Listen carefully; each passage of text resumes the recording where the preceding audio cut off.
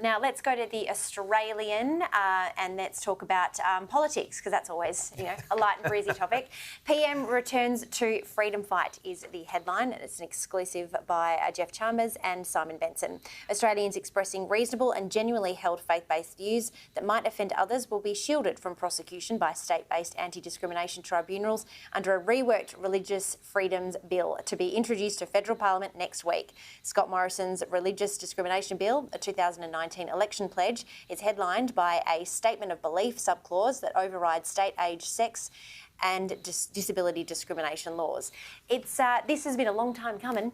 And Attorney General Michaelia Cash has really had her work cut out for her. I think she's met with nearly every single stakeholder, whether it be teachers, clergymen, people from all over, all walks of life when it comes to this. Israel Folau even, probably. How do you think this will go in the House of Reps when Parliament does resume next week? Well, I think what we're seeing here is a compromise bill compared to the original iteration. Yeah. And dare I say it, the devil's in the details when it comes to this religious freedom bill. Yeah. And I think for me, the important thing was the removal of the conscientious objection clauses. Yeah. So a baker could have refused to bake a cake for a same-sex couple. That's all gone now. It's going to fall under the umbrella of the existing Discrimination Act. Yeah. So I think, there'll be some people who are unhappy with it, but I think a lot of religious groups are taking a pretty pragmatic approach to it. Maybe doesn't go as far as they would like, but does offer more protections than they currently have. Yeah. For me, the interesting thing is going to be, it's all well and good when we're talking about, sort of Christian faiths being allowed to express views around abortions and homosexuality, whatever it might be. But let's see, how eager the people who are pushing for this bill are when it's Islamic faith, when it's other types of faith that maybe we haven't always been so sympathetic about. Yeah. Let's see, the one-size-fits-all rule, see how it goes. Yeah, you're so right. It's going to be really interesting. And I think if you are Attorney General Michaelia Cash, if this does, regardless of the next 2 weeks how it goes, she'll be wanting to lie down in a dark room for a long time because she's worked bloody hard on this, that's for sure. Now, another story on the Oz Tomorrow, high-tech race to combat China.